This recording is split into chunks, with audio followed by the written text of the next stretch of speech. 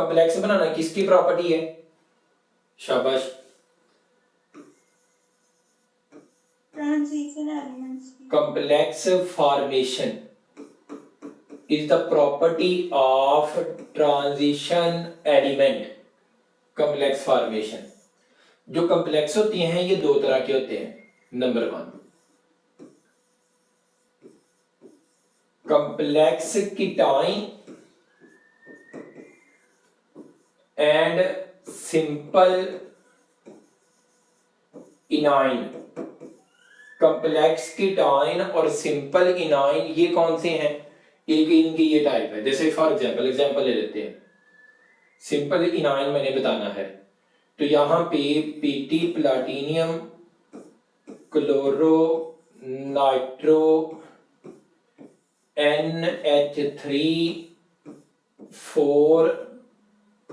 Sulphate, यहां पे ये मैंने एग्जांपल पुट की है.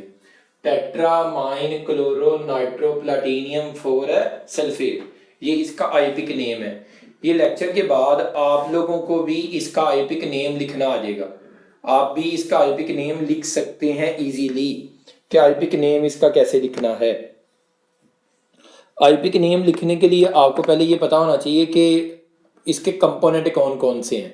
जब आपको इसके कंपोनेंट की समझ आ जाएगी तो आईपिक नेम भी लिखना आ जाएगा. तो मैंने अभी आपको बताया है कि आईपिक नेम लिखने के लिए पहले कॉम्प्लेक्स के कंपोनेंट के बारे में पता होना चाहिए कि कॉम्प्लेक्स के कंपोनेंट क्या होते हैं.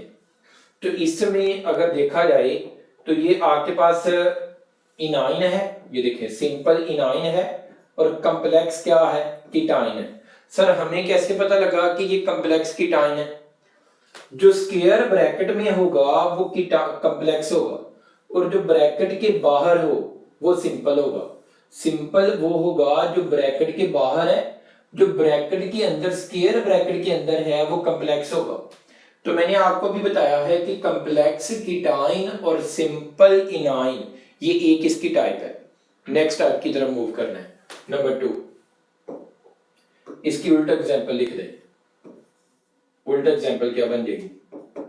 Simple cation and complex anion. Simple cation और कॉम्प्लेक्स इनाइन ये सेकंड एग्जांपल आ जाएगी इसकी. जैसा कि यहां पे एग्जांपल आ जाएगी पोटाशियम हेक्सासियानोफरेट, पोटाशियम हेक्सासियानोफरेट 2. ये जो एग्जांपल है ये किसकी है? इसमें सिंपल कौन है और कॉम्प्लेक्स कौन है अभी देख लेते हैं. इसमें जो सिंपल है वो कौन है? पोटाशियम. पोटाशियम +1 है मल्टीप्लाई 4, तो इधर चार्ज क्या आ जाएगा? -4. सिंपल कीटाइन है और ब्रैकेट क्या है? इनाइन है. तो मैंने अभी आपको बताया कि कैसे पता चलेगा कि कॉम्प्लेक्स कौन है. जो स्क्वायर ब्रैकेट में होगा वो कौन है? कॉम्प्लेक्स. जो स्क्वायर ब्रैकेट के बाहर है वो कौन है? सिंपल. तो कॉम्प्लेक्स कितनी तरह के होते हैं? 2 तरह के. Complex cation simple anion, simple cation complex anion. ये इसकी एग्जांपल है, ये इसकी एग्जांपल है. बाद में हम इनके कंपोनेंट वगैरह को डिस्कस करते हैं.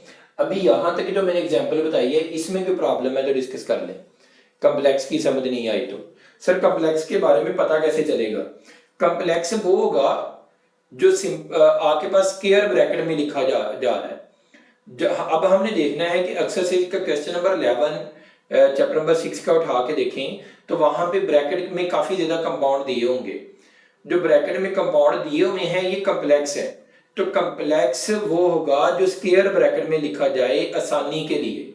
वैसी कॉम्प्लेक्स की डेफिनेशन हम अलहदा से पढ़ेंगे. हमें आइडेंटिफाई करना है कि कॉम्प्लेक्स कौन है. अगले पॉइंट की तरफ मूव करता हूं जी. कॉम्प्लेक्स के कौन कौन से कंपोनेंट है? नंबर 1 क्या है? नंबर 1 है सेंट्रल एटम और आयन. सेंट्रल एटम या आयन जो है that is the component of complex. What is the meaning of central atom? Definition. पहले डेफिनेशन लिखेंगे, बाद में इसकी एग्जांपल लिखेंगे, और ये लहदा एक एक शॉर्ट क्वेश्चन आ सकता है। तो डेफिनेशन क्या है आपके पास? एटम और ion that surrounded by ligands, जिसको लिगेंड सराउंड कर लें, that is called central atom. Atom और ion that surrounded by ligands, जिनको लिगेंड सराउंड कर लेंगे, that is called central atom, also called ion. वो एटम भी हो सकता है, वो आयन भी हो सकता है, वो न्यूट्रल भी हो सकता है, वो कीटायन भी हो सकता है। तो इनायन की जगह पे कीटायन भी लिख सकते हैं। और याद रखना कि जो सेंट्रल एटम है ये हमेशा कौन सा एलिमेंट होगा? ट्रांजिशन एलिमेंट होगा। ट्रांजिशन एलिमेंट का मीनिंग है या तो ये डी ब्लॉक से बिलोंग करेगा या ये एफ ब्लॉक से बिलोंग करेगा। ये क्योंकि कॉम्प्लेक्स बनाना किसकी प्रॉपर्टी है? ट्रांजिशन एलिमेंट की। तो लिथियम के पीकुलर बिहेवियर में बताया था कि लिथियम भी कॉम्प्लेक्स बनाता है लेकिन ट्रांजिशन एलिमेंट नहीं है, तो वो उसका एक्सेप्शन है, इसीलिए उसके पीकुलर बिहेवियर में ये बात हमने बताई थी। तो पहले आप इसकी एग्जांपल बताएंगे, कौन है कॉम्प्लेक्स यहाँ पे? सेंट्रल एटम कौन है? पीटी, क्लोरीन, नाइट्रो, अभी मैंने ये पहले भी एग्जांपल पुट की थी, अमोनिया, और ये मैंने लिख दिया सल्फेट। एक कंपाउंड लिखा है, इस कंपाउंड में कॉम्प्लेक्स में कौन है जो सेंट्रल एटम है? This is called central atom. जो प्लाटिनियम है ये सेंट्रल एटम है, प्लाटिनियम। सर पता कैसे लगेगा? और आसान करने लगा, स्क्वायर ब्रैकेट के बाद जो पहला एलिमेंट होगा वो सेंट्रल एटम होगा, आइडेंटिफाई करना। कल के एमसीक्यू ऑप्शन दिया हो कि ये ऑप्शन है और इसमें से बताएं कि सेंट्रल एटम कौन है। तो स्क्वायर ब्रैकेट के बाद जो पहला एलिमेंट है वो सेंट्रल एटम है। तो स्क्वायर ब्रैकेट के बाद यहां पे पहला एलिमेंट कौन है? प्लाटिनियम। प्लाटिनियम। जो प्लाटिनियम है ये सेंट्रल एटम है, तो प्लाटिनियम यहां पे सेंट्रल एटम। अब लिगेंड, अगला पॉइंट जो टर्म यूज हो रही थी वो लिगेंड। लिगेंड क्या होते हैं? डेफिनेशन को लिखने से पहले लिगेंड की एग्जांपल को देखो कि लिगेंड यहां पे कौन है। लिगेंड यहां पे अमोनिया लिगेंड है, नाइट्रो लिगेंड है, क्लोरीन लिगेंड है। क्लोरीन, नाइट्रो और अमोनिया जो है ये लिगेंड है। तो ये लिगेंड की एग्जांपल में बाद में मैं इनको काउंट करूंगा। लिगेंड क्या होते हैं मैंने बता दिया, लिगेंड ये है, और ये जो है ये कौन है? सेंट्रल एटम है। ये सेंट्रल एटम है, ये लिगेंड है, और इन दोनों को स्क्वायर ब्रैकेट में हमने लिख दिया, और ये स्क्वायर ब्रैकेट में जो लिखा हुआ है ये कॉम्प्लेक्स है। यहां तक कोई प्रॉब्लम दी हमें क्लैरिटी ना हुई हो कि हमें कैसे पता लगेगा कि सेंट्रल एटम कौन है, लिगेंड कौन है। और अभी तक सेंट्रल एटम की हमने डेफिनेशन लिखी है। अब नेक्स्ट पॉइंट की तरफ मैंने मूव करना है, अगर ये क्लियर हो गया तो ओके। सर लिगेंड्स बता दें। लिगेंड की डेफिनेशन अभी डिटेल समझानी है कि लिगेंड क्या होता है। Okay sir. Okay, next point, ligand क्या होता है। अब हमने लिगेंड के बारे में बताना है कि what is the meaning of a ligand. Ligand को अभी यहां पे एक्सप्लेन करेंगे। The species that donate electron pair to central atom. Species that donate electron pair to central atom or cation, that is called ligand। और easy way में, दूसरे वे से हम कैसे लिख सकते हैं? Species that surrounded the central atom, species that surrounded the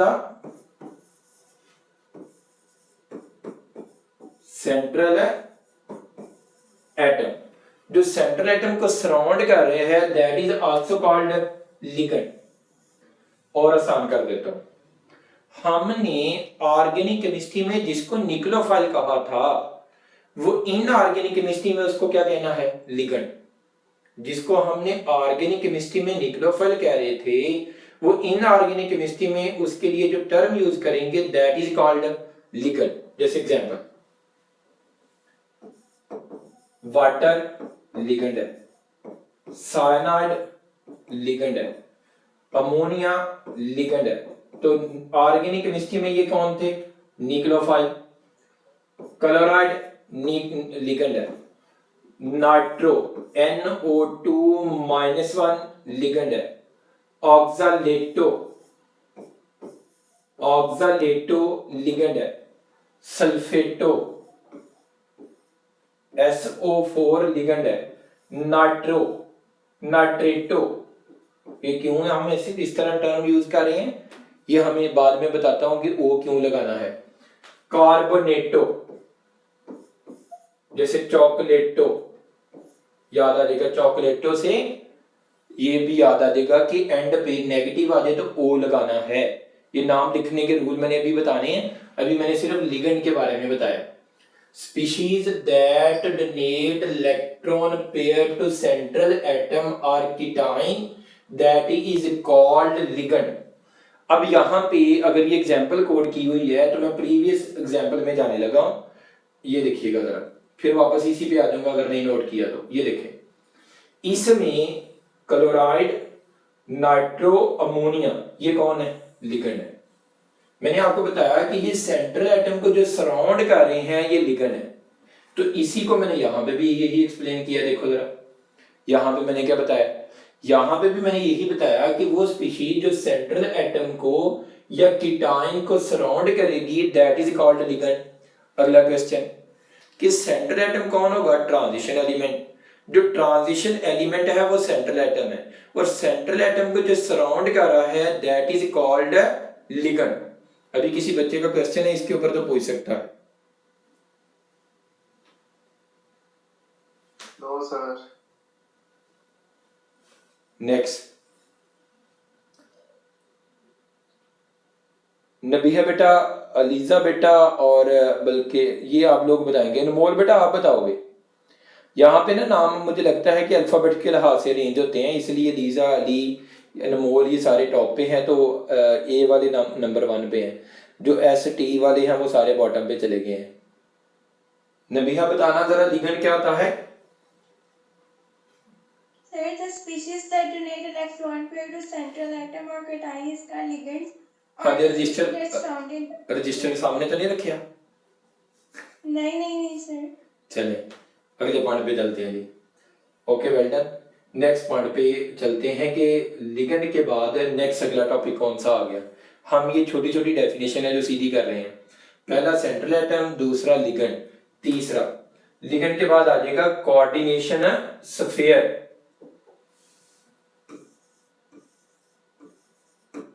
coordination sphere, what is the meaning of coordination sphere. और इजी करने लगा हूं, स्क्वायर ब्रैकेट को केमिस्ट्री में कोऑर्डिनेशन स्फीयर कहते हैं। लिख लिया अगर उर्दू में चीजें याद रहती हैं, भूलती नहीं है। अभी मैंने ये बताया कि कोऑर्डिनेशन स्फीयर, स्क्वायर ब्रैकेट को कोऑर्डिनेशन स्फीयर कहते हैं। ये तो उर्दू में याद हो गया, लेकिन हमने तो पेपर में लिखना है। तो पेपर में लिखने के लिए सुनो जी, रिप्रेजेंटेशन ऑफ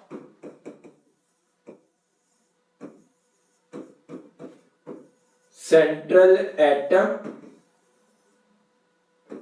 और cation with ligand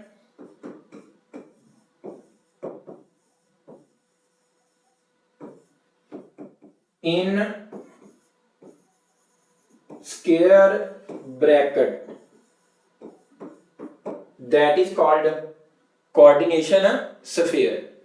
Representation of central atom or cation with ligands in square bracket, that is called coordination sphere. इसको coordination sphere कहते हैं। coordination sphere कितनी तरह के होते हैं? 3 तरह के होते हैं। नंबर वन क्या है, न्यूट्रल हो सकता है, उसके ऊपर कोई चार्ज नहीं है इस कोऑर्डिनेशन स्फीयर के ऊपर। तो एग्जांपल आपके पास क्रोमियम ट्राई एक्वा, ये भी परेशान नहीं होना के साथ नाम कौन से बोल रहे हैं, ट्राई हाइड्रोक्सो क्रोमियम 3, तो ये न्यूट्रल है, इसके ऊपर कोई चार्ज नहीं है, ये न्यूट्रल जो है वो कोऑर्डिनेशन स्फीयर है। दूसरा क्या हो सकता है, कीटाइन हो सकता है, वो कीटाइन की अभी हमने एग्जांपल पुट भी की थी, कौन सी एग्जांपल थी, पीटी, 3-4 दफा ये रिपीट कर चुका हूं, क्लोरीन, नाइट्रो, NH3 4 और चार्ज ऊपर क्या है +2, तो ये कौन सा है, कीटाइन। जो कोऑर्डिनेशन स्फीयर है ये इनाइन भी हो सकता है, बुक में इस तरह से नोट करते जाएं साथ साथ। इनाइन क्या है, जिसके ऊपर चार्ज क्या आ जाए, नेगेटिव, FeCN और Cn के साथ 4 और ऊपर चार्ज क्या है -4। तो मैंने बेटा ये भी आपको बताया कि जो कोऑर्डिनेशन स्फीयर है, कोऑर्डिनेशन स्फीयर जो है ये क्या होता है, सेंट्रल एटम को और लिगेंड को, सेंट्रल एटम को और लिगेंड को अगर स्क्वायर ब्रैकेट में लिख देंगे तो that is called coordination sphere. तो representation of central atom or cation with ligands in square bracket that is called coordination sphere। तो coordination sphere कितनी तरह के होते हैं, 3 तरह के होते हैं, न्यूट्रल, कीटाइन, इनाइन। न्यूट्रल में कौन आ गया, ये वाली एग्जांपल आ गई। कीटाइन में ब्रैकेट के ऊपर चार्ज क्या आ रहा है, पॉजिटिव। इनाइन में ब्रैकेट के ऊपर चार्ज क्या आ रहा है, नेगेटिव। और कॉम्प्लेक्स क्या होता है, ब्रैकेट, कोऑर्डिनेशन स्फीयर भी ब्रैकेट। तो ये मिक्स नहीं करना, लिख लिया। Yes sir. यहां तक ये 3 पॉइंट मैंने आपको बता दिए। नेक्स्ट पॉइंट की तरफ मूव करना है। अगला नेक्स्ट क्या है, coordination number. Coordination number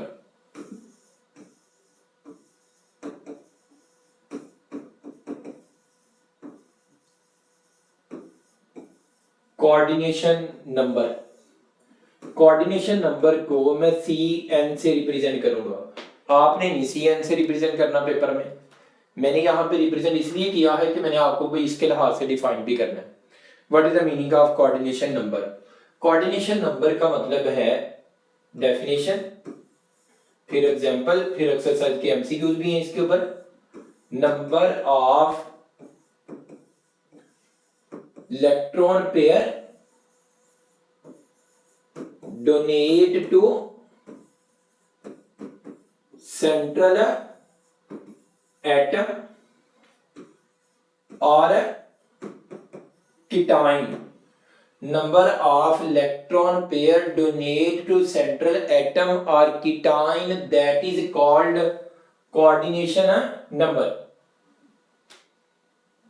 coordination number को मैं 2 तरह से जो है वो एक्सप्लेन करूंगा।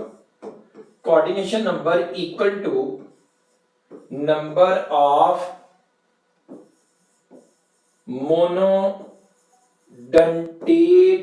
लिगेंड। अभी लिगेंड को दोबारा फिर से एक्सप्लेन करना पड़ेगा जब आईपी की नेम पढ़ाऊंगा। तो कोऑर्डिनेशन नंबर जो होता है वो नंबर ऑफ मोनोडेंटेट लिगेंड के इक्वल होता है। जितने नंबर ऑफ मोनोडेंटेट लिगेंड होंगे उतना कोऑर्डिनेशन नंबर होगा। अगर बाइडेंटेट लिगेंड आ जाए तो फिर कोऑर्डिनेशन नंबर क्या होगा, coordination number equal to 2 into number of bidentate ligand. Number of bidentate ligand. अगर मोनोडेंटेट लिगेंड है तो कोऑर्डिनेशन नंबर और मोनोडेंटेट लिगेंड इक्वल है, और अगर बाइडेंटेट लिगेंड है तो फिर कोऑर्डिनेशन नंबर को 2 से मल्टीप्लाई कर देना है। अब मुझे अगर बताओ कि ट्राइडेंटेट लिगेंड हो तो फिर क्या करना है, 3 से मल्टीप्लाई। शाबाश। अगर टेट्राडेंटेट लिगेंड हो तो 4 से मल्टीप्लाई। हेक्साडेंटेट लिगेंड तो 6 से मल्टीप्लाई। 6 से मल्टीप्लाई करना है। क्योंकि यहाँ पे बाइडेंटेट लिगेंड है तो 2 से मल्टीप्लाई करेंगे, ट्राइडेंटेट लिगेंड 3 से मल्टीप्लाई करेंगे। तो what is the meaning of coordination number? Number of electron pair donate to central atom. ये तो आइडेंटिफाई नहीं होंगे, तो फिर इनको फाइंड आउट करने के लिए ये हमारे पास क्या है, गिफ्ट। इस गिफ्ट से हम डायरेक्ट क्या कर लेंगे, इसको फाइंड आउट कर लेंगे। कैसे पता लगेगा कि इसमें क्या है? इसके लिहाज से हमें आइडिया हो जाएगा कि कोऑर्डिनेशन नंबर कैसे हमने फाइंड आउट करना है। इसलिए मेरे से मोनोडेंटेट लिगेंड क्या होता है, बाइडेंटेट लिगेंड क्या होता है, ट्राइडेंटेट लिगेंड क्या होता है? अच्छा मुझे ये बताओ कि डेंटेट का मतलब क्या होता है? डेंटेट, डेंटिस्ट क्या होता है? डेंटिस्ट, डेंटिस्ट का मतलब दांतों का डॉक्टर। दांतों का डॉक्टर।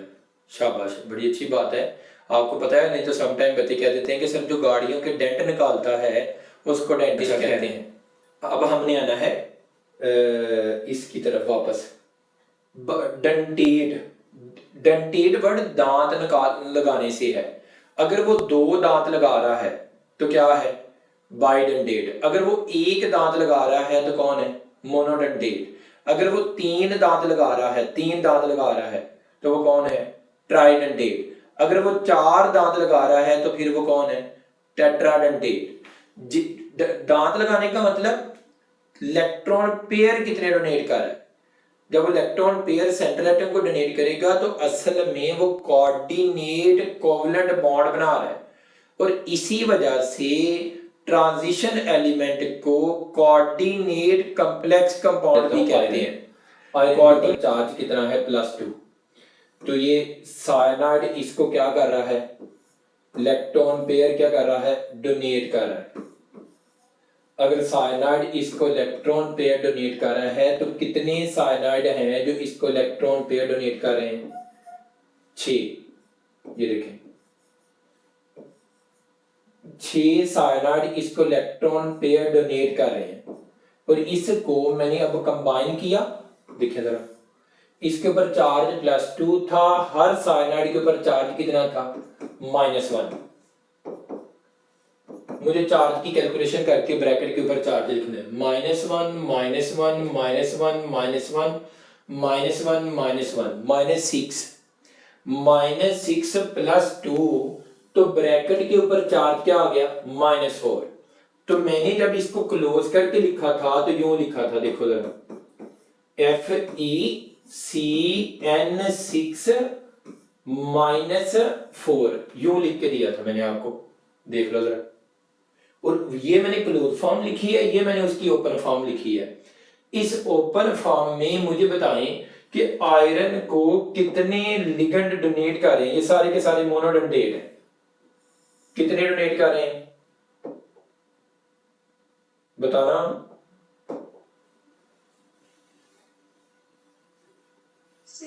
6। तो इसका जो कोऑर्डिनेशन नंबर है वो कितना है? कोऑर्डिनेशन नंबर 6 है। किसका बोला? आयरन का। तो आयरन को 6 monodentate ligand electron pair donate कर रहे हैं, तो इस वजह से इसका कोऑर्डिनेशन नंबर कितना है? 6। कोऑर्डिनेशन नंबर था क्या? रिपीट करना है किसी एक स्टूडेंट ने। Parent charge. ना ना ना, पेरेंट चार्ज नहीं, मिक्स नहीं करना, वो ऑक्सीडेशन स्टेट।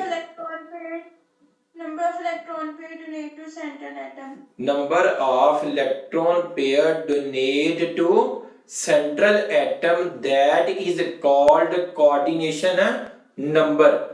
मैं बार बार जो अभी बच्चे ने बताया था कि अपेरेंट चार्ज, मुझे नहीं पता चला किसने बोला था, लेकिन सुन लो। अपेरेंट चार्ज किसी एलिमेंट पे जो था वो क्या थी? उसकी ऑक्सीडेशन स्टेट। अपेरेंट चार्ज अगर किसी एलिमेंट पे आ रहा है तो वो उसकी ऑक्सीडेशन स्टेट है, और अगर ये जो इलेक्ट्रॉन पेयर किसी को डोनेट हो रहे हैं तो ये क्या है? उसका कोऑर्डिनेशन नंबर। यहां तक मसला मसाइल मैंने अभी कोऑर्डिनेशन नंबर बता रहा था, ये वापस आ जाओ। कोऑर्डिनेशन नंबर की डेफिनेशन बताई, number of electron pair donate to central atom आर्किटाइन। तो यहाँ पे मोनोडेंटेट लिगेंड था तो coordination number of monodentate ligand की इक्वल है। क्योंकि बाइडेंडेल लिगेंड की एग्जांपल हमारी बुक में एक दी हुई है, वो ही हमने पढ़नी है, बाकी हमने नेक्स्ट चलना है। अभी तक मैंने आपको बता दिया कि कोऑर्डिनेशन नंबर क्या होता है, फिर कोऑर्डिनेशन स्फीयर क्या होता है, ये भी मैंने आपको बता दिए। अब नेक्स्ट हमने पढ़ना है कि calculation of charge on the coordination sphere, या चार्ज की कैलकुलेशन कैसे करनी है, ये बड़ा इंपॉर्टेंट पॉइंट।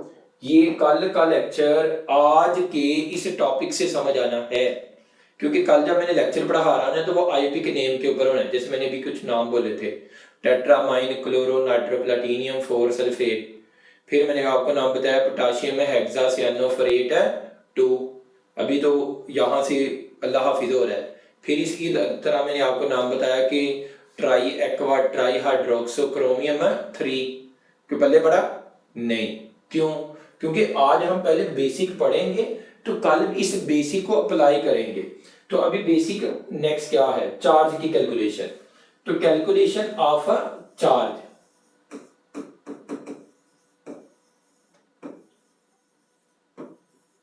चार्ज की कैलकुलेशन पढ़नी है। सर ये पिछले स्ट्रक्चर के अंदर समझ नहीं आया, साइनाइड इतने क्यों है, 6 क्यों डोनेट कर रहे हैं उसको, आयरन को इलेक्ट्रॉन। साइनाइड 6 यहाँ पे ये वाले पॉइंट सर इसमें समझ नहीं आया स्ट्रक्चर के डोनेशन क्यों हो रही है, ये साइनाइड क्लोरीन इसको आयरन को क्यों डोनेट कर रहे हैं। ये कॉम्प्लेक्स बन रहा है ना। कॉम्प्लेक्स की डेफिनेशन क्या थी कि देखो 6 साइनाइड कंबाइन होकर आयरन के साथ रह रहे हैं, आप इसको पानी में डालो तो ये इसी तरह एग्जिस्ट करेगा, आप इसको किसी भी सॉल्यूशन में डालो तो ये रेडिकल की फॉर्म में इंडिपेंडेंटली एग्जिस्ट करेगा, क्योंकि ये कॉम्प्लेक्स है। अच्छा, कॉम्प्लेक्स की डेली लाइफ में एग्जांपल दे सकते हैं? कॉम्प्लेक्स की डेली लाइफ में कोई एग्जांपल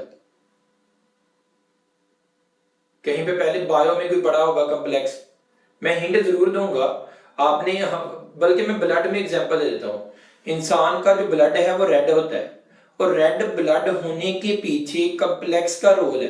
रेड कलर आ गया, कलर कौन शो करता है? कलर कौन शो करता है? Transition element. और ट्रांजिशन एलिमेंट उसमें कोई प्रेजेंट है जो कॉम्प्लेक्स है, वो कौन सा ट्रांजिशन एलिमेंट है जिसकी वजह से हमारे ब्लड का कलर रेड होता है? आयरन।